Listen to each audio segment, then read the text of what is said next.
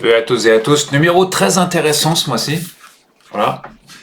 Écran fantastique reboot. Donc sorti mi-mars, le 15 mars dernier à peu près. Les abonnés à l'heure actuelle l'ont reçu également. Voilà, avec un peu de retard, mais on l'a reçu quand même. 132 pages, très intéressant avec cette couverture. Avec Mickey 17, le nouveau film coréen d'un réalisateur très connu. On va y revenir dans un instant. Donc sud-coréen, avec Robert Pattinson notamment. Un dossier sur David Lynch, ce qui est décédé, comme vous le savez, en janvier dernier. Donc un gros dossier. On parle de Kevin Bacon aussi, un gros dossier sur Kevin Bacon.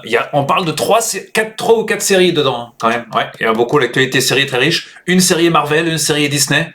C'est Disney, voilà. Et 2 autres séries, je crois. C'est La Route du Temps, notamment, et encore une autre série. Voilà, donc on a décidé de parler de séries dans ce magazine, et je peux vous dire qu'il y a du lourd.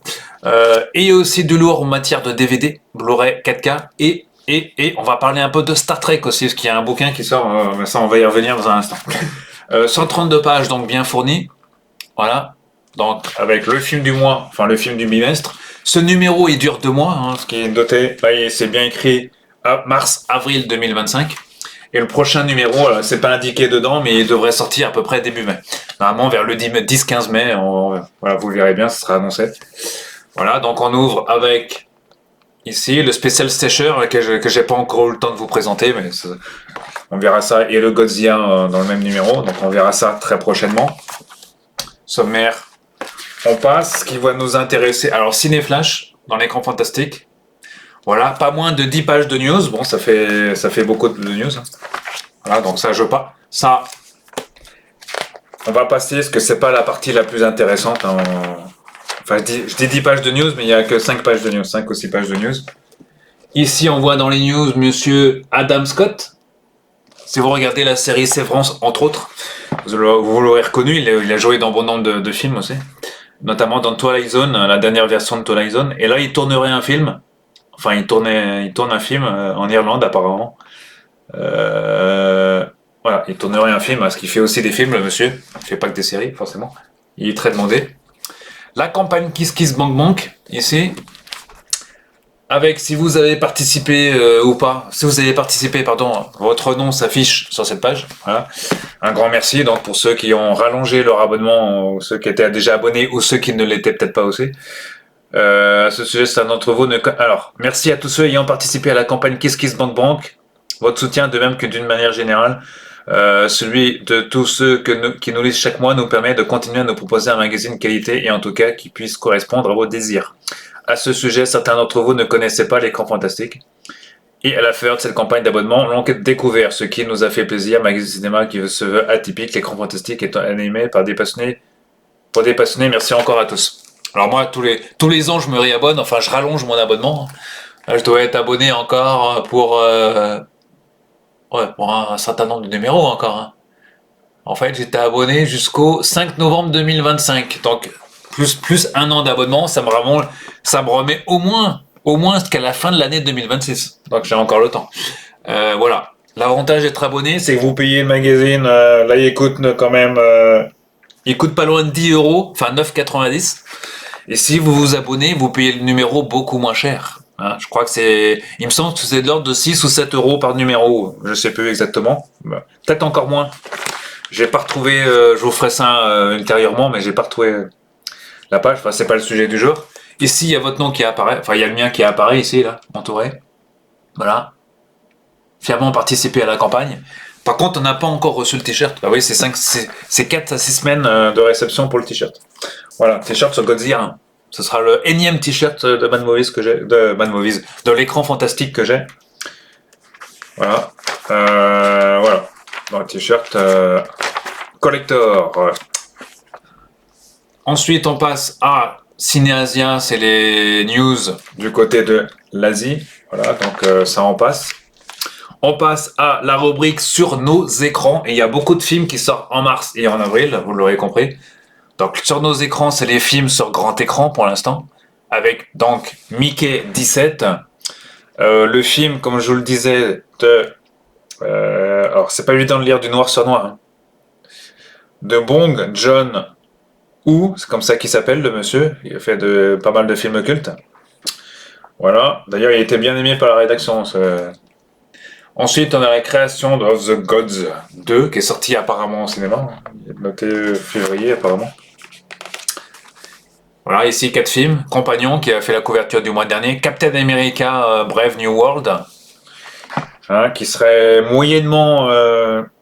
ouais, qui serait un peu... qui se prendrait une petite claque au niveau des fans. Hein. Ce serait pas le meilleur film de la saga, mais bon. Après, moi, je l'ai pas vu, donc je peux pas vous dire qu'il est pas bien si je l'ai pas vu. Ensuite, on enchaîne sur... Là, il y a beaucoup de trucs. Hein. La rubrique VOD. Mortel Raclette. C'est quoi ce téléfilm encore? Et c'est sur Canal+. Ouais, une comédie horrifique, déjantée. Bah, ça promet. Voilà. Ensuite, on a ici une sélection aussi de la rédaction. The Last Video Store. Sur Shadows. Ici, on a d'autres téléfilms encore. Hein, ici, encore. Enfin, d'autres films ou téléfilms, peu importe. Ce sont des films. Ensuite, on enchaîne sur Gérardmer, le festival. Donc, on débrief. C'est le débrief du festival. Le box-office. Box-office où c'est Sonic 3 qui caracole sur toutes les box-office. Que ce soit aux États-Unis, en Europe ou en France. Enfin, à Paris ou en France. C'est Sonic 3 qui s'en sort très haut la main. Voilà. Et après, on a Compagnon qui est plutôt moyen, mais bon, quand même 54 000 entrées sur Paris au bout de 2 semaines. Et qu'est-ce qu'il y a encore? Marvel retrouve son rythme, oui. Bah oui, avec The Marvel.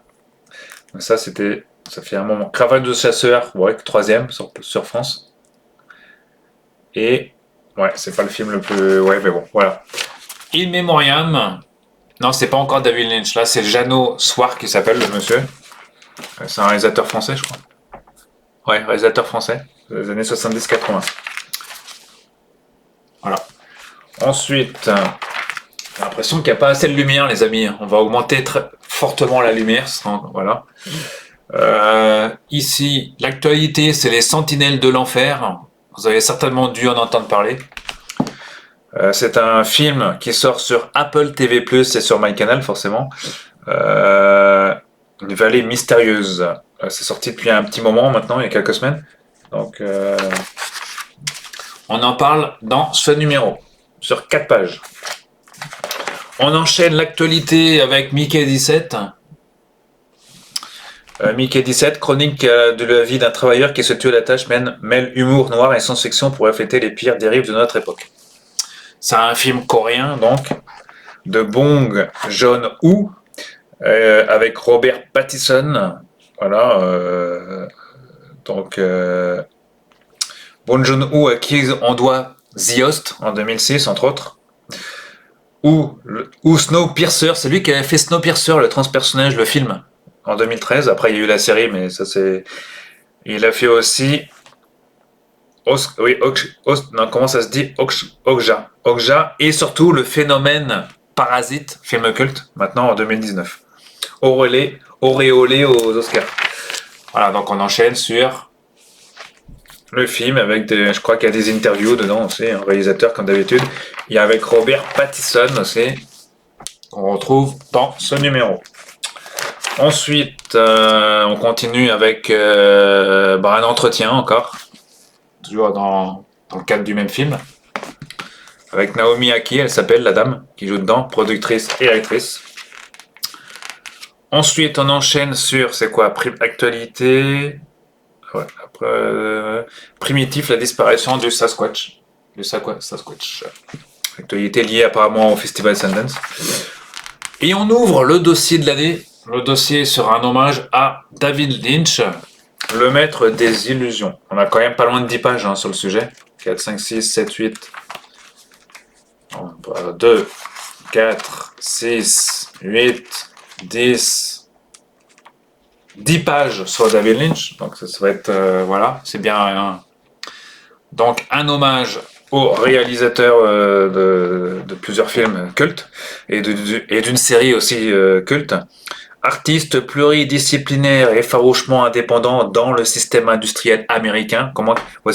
David Lynch, 78 ans, nous lègue une œuvre d'une profondeur et d'une richesse inouïe. Par son talent fou, ses audaces, ses visions et ses fulgurances, il aura durablement marqué le 7e art au-delà de la pop culture mondiale, intégrant le panthéon très sélectif des démiurges créateurs de mythes et d'icônes. Ouais, bon, ouais.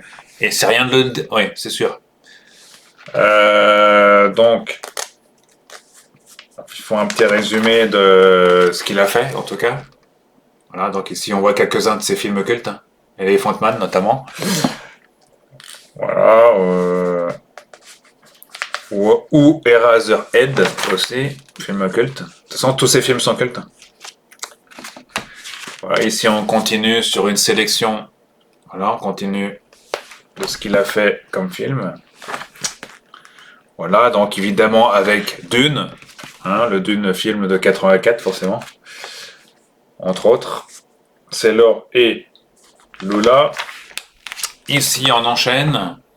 Vous avez reconnu du Twin Peaks forcément, avec le sol si particulier à la série. Mystère à Twin Peaks, le film aussi, entre autres. Et la série. Le film, pardon, qui ressort en édition 4K. Je crois que c'est la première fois que ce film sort en édition 4K, donc qui sort au mois de mai, hein, pour les fans. Alors, je sais pas si ça colle ou pas avec l'hommage avec le décès de... Il me semble que ça n'a rien à voir avec le décès de David Lynch. Le film était déjà calé pour sortir au mois de mai. Donc le film qui sort donc en édition 4K et la série qui est toujours disponible, à savoir la 3e aussi, le retour, qu'ils ont appelé le retour, la 3e série, la 3e saison, donc qu'ils ont appelé le retour. Voilà, Mulholland Drive, voilà, on voit sélection, voilà, Mulholland Drive, Lost Highway, etc. Donc ici, voilà, ce qui clôt ce dossier. Qui va dégainer hors série sur le sujet dans quelques mois entre Mad Movies et l'écran fantastique. Je pense qu'ils en feront un. On continue avec la première sélection série télé. Donc ici avec Star Wars Andor. La 2e et probablement dernière saison. Attendue depuis 2022, la conclusion de cette série passionnante qui évoque les multiples formes de résistance contre l'oppression et le fascisme arrive. Et le fascisme arrive le 22 avril sur Disney+. Vous avez pu voir des bonnes annonces. Là, il y en a une 2e qui est arrivée encore sur Internet. Voilà, donc c'est la conclusion de la série. Hein. Très attendue pour les fans de Star Wars. Il y a beaucoup de Star Wars en ce moment. Voilà.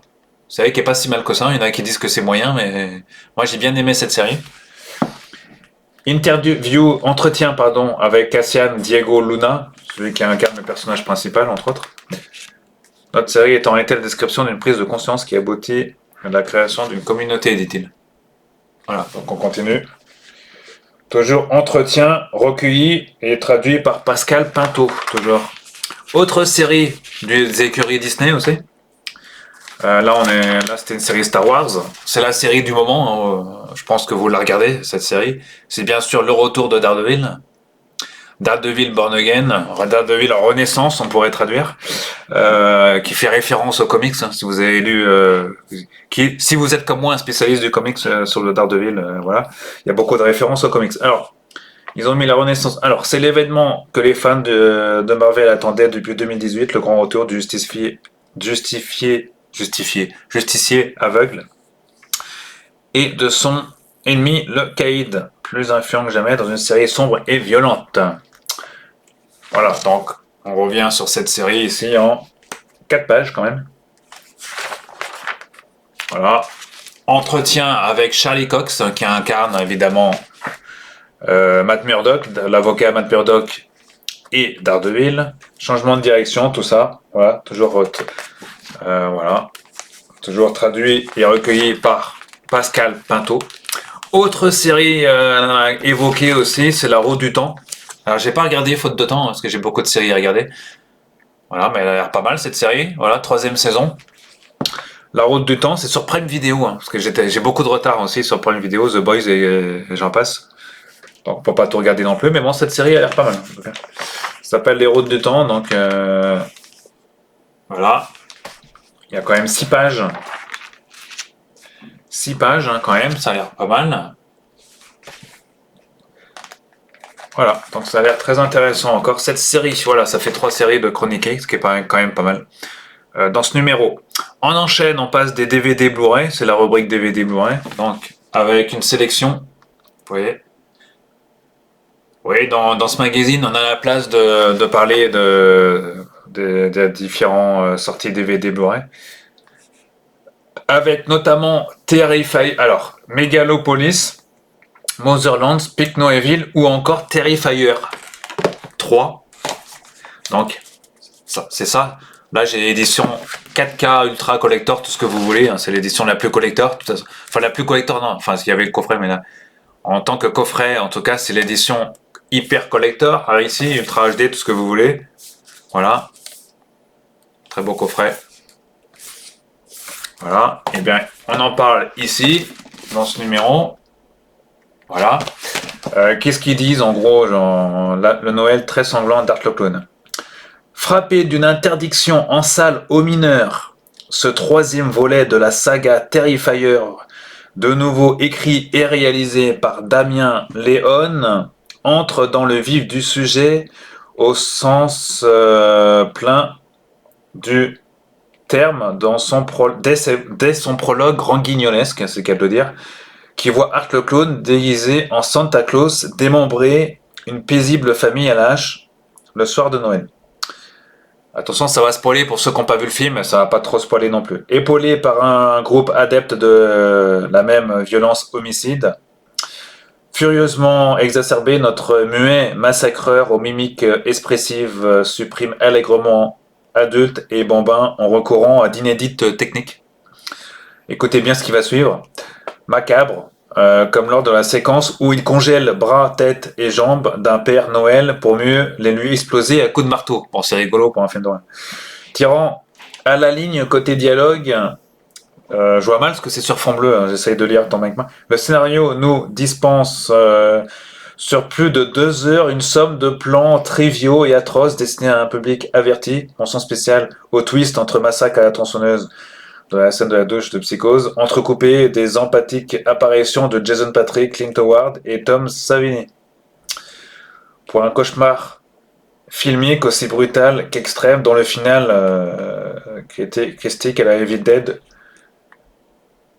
ferait presque passer la saga Saw pour du Tex Avery. Bah oui, c'est sûr.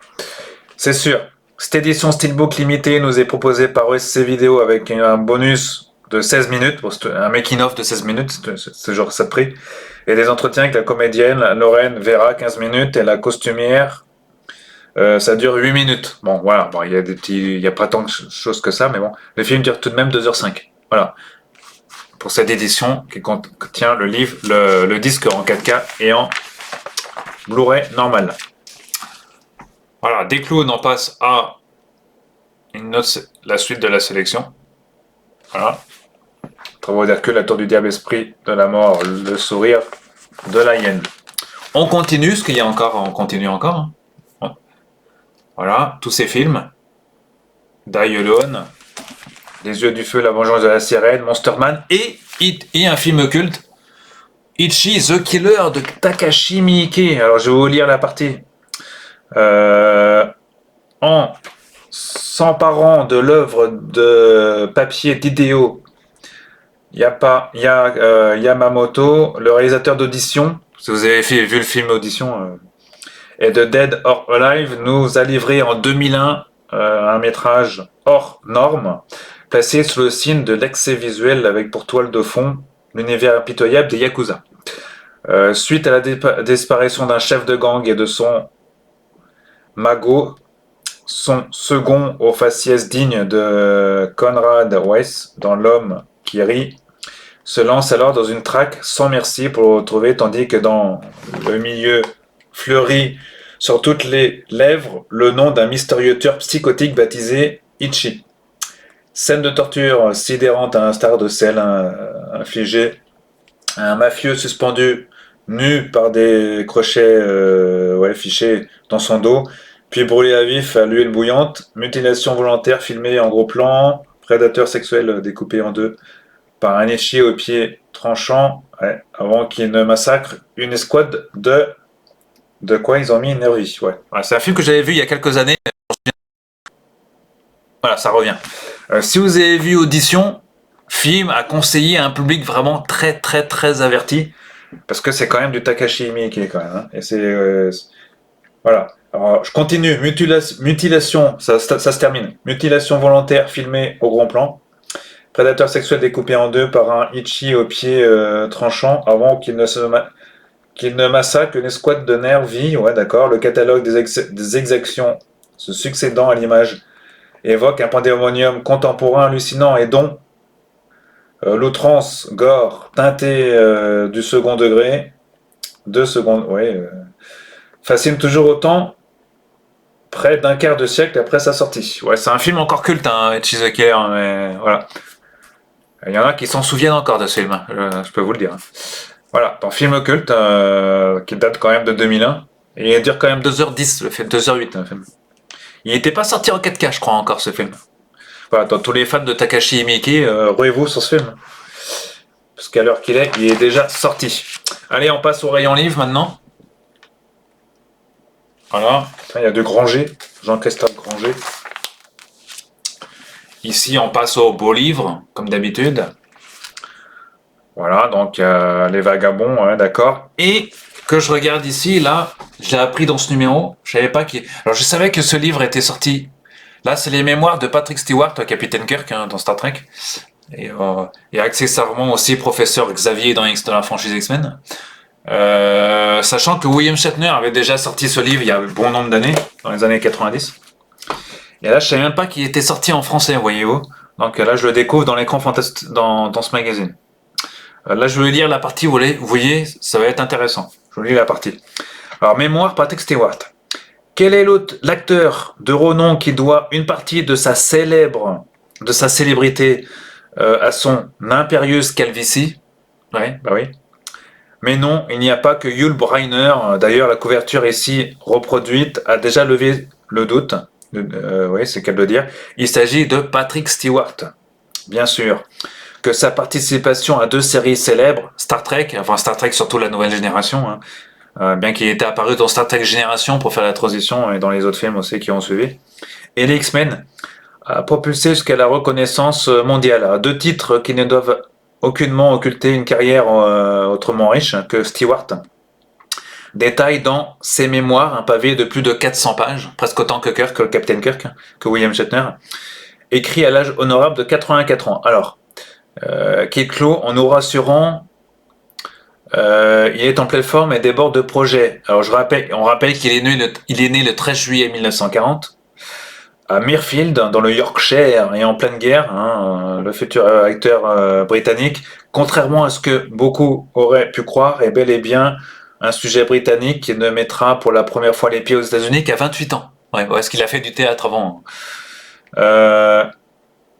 Alors pensionnaire de la shakespearienne Old Vic Company où il restera 14 ans car c'est bien le théâtre qui le motiva en priorité, et dès ses premiers pas sur scène à l'âge de 17 ans, une passion qui ne le quittera jamais et qui raconte avec ferveur et moult anecdotes comme sa rencontre avec Vivian Leigh pour Lucrèce, le film, ou la pièce de théâtre, je sais peu, ce qui lui laissera à vie un souvenir plein d'émotions. Mais arrive bien sûr le cinéma en 1975.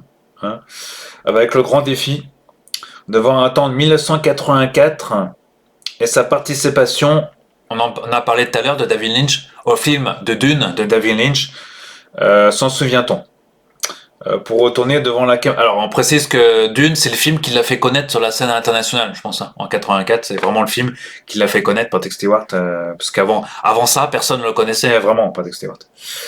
Avant d'être promu à 47 ans capitaine Jean-Luc Picard pour Star Trek La Nouvelle Génération, qui à l'époque en 87 c'était le spin-off, la suite de Star Trek classique, enfin La Nouvelle Génération, c'était la grosse série de science-fiction de l'époque, voilà, très gros succès. Alors qu'il connaissait rien à la science-fiction et n'avait jamais et ne savait même pas qui était Gene Roddenberry. Ensuite, beaucoup plus tard, parce qu'il a joué dans des films aussi entre autres, les X-Men suivront, mais pour cette double aventure, Patrick, me suis-je dit, la vie est sur le point de changer de tout en tout. Laissons à nos lecteurs et lectrices le plaisir de les découvrir en suivant le fil de ses souvenirs d'un homme simple et charmant, animaliste depuis qu'il a 7 ans. Il s'horrifia de ce qu'un de ses petits camarades avait tué un écureuil avec son fusil à plomb. Lui qui, plus tard, votera Al Gore. Et qui ne manquera pas d'humour ainsi de son désespoir en s'apercevant qu'il perdait ses cheveux au point de devenir intégralement chauve à 19 ans. Ce qui lui a tout même réussi, n'est-ce pas? Ouais. Moi, je sais pas quel âge, je commençais à être dégarni, moi déjà à 22 ans déjà. Voilà, donc voilà, Patrick Stewart, ses mémoires en vente dans toutes les bonnes librairies. Voilà, Patrick Stewart. Mémoire de Patrick Stewart après Kirk. Hein. Peut-être que Benjamin Sisko, qui est un peu moins connu, sortira aussi, peut-être sa mémoire aussi. Le troisième capitaine, et peut-être capitaine Kate Mulgrew, capitaine Janeway, et je parle pas des autres capitaines qu'on suivi encore. Là, on parle des capitaines vraiment après William Shatner, c'était Patrick Stewart forcément qui allait sortir ses mémoires. On enchaîne avec la partie BD, ici, avec Social Fiction. Voilà, la partie. Ensuite, comme je disais, sélection manga et les sorties en France. Sorties en France. Alors, je vais vous résumer en gros ce qui sort pour les prochains mois. Voilà, on a Minecraft, le film, en 2 avril. Dans la sélection, il y a un nouveau Destination Finale le 14 mai. Voilà, entre autres, on a Lilo et Stitch le 21 mai. 28 ans plus tard, la suite du film de culte de Danny Boyle. Il sort le 18 juin apparemment. Alors, tout ça c'est sous réserve que ça peut bouger encore. Megan 2.0 le 25 juin, Jurassic World Renaissance le 2 juillet. Cet été il y a aussi le 9 juillet Superman Legacy. Le nouveau Superman. La Nuit des Clowns, encore un film d'horreur avec des clowns. Souviens-toi l'été dernier, alors, je sais pas si c'est le nouveau ou un... Apparemment c'est un nouveau film, le 23 juillet. On a aussi le 23 juillet Les 4 Fantastiques, premier pas. On a vu une bonne annonce il n'y a pas très longtemps. Voilà, The Conjuring 4, Last Rite 4, le 10 septembre. On a un nouvel épisode de Saw, ça sera le 11e Saw, il sort le 1er octobre. The Exorcist Project, le 9 octobre. Tron 3, le 8 octobre. Il y a plein de films qui sortent. Hein. The Black Phone 2, le 15 octobre. Ou encore Mortal Kombat 2, le 22 octobre.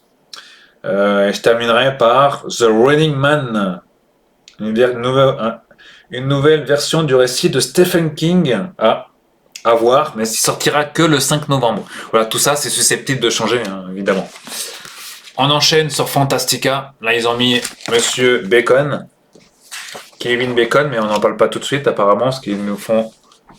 Là, il y a les doigts du diable, c'est du mexicain.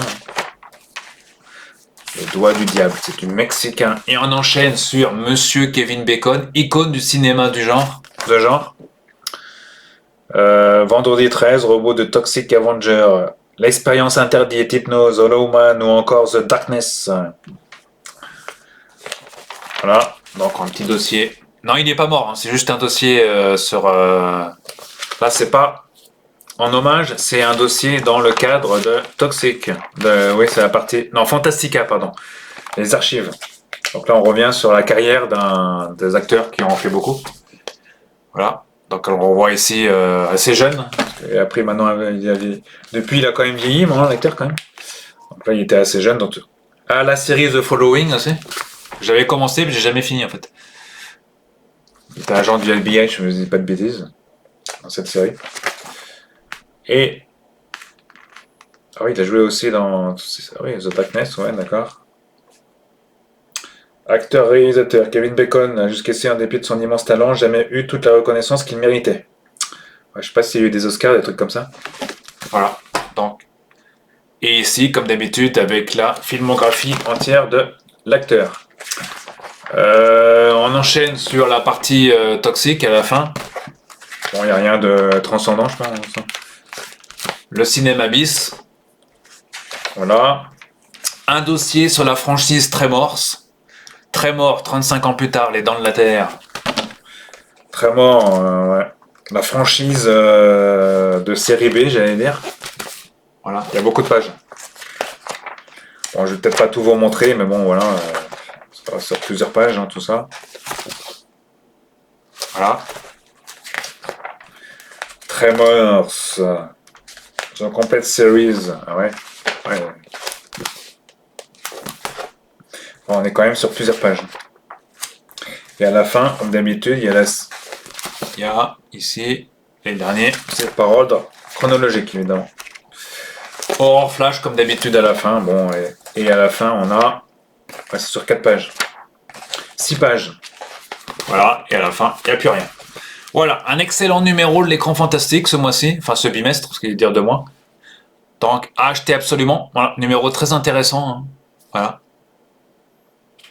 À retrouver en kiosque encore pendant au moins jusqu'à fin avril, début mai. Donc voilà, disponible dans tous les kiosques, dans tous les bons kiosques et sur abonnement comme d'habitude. Voilà, on se retrouve très vite les amis. Bon visionnage de films et de séries et à très bientôt.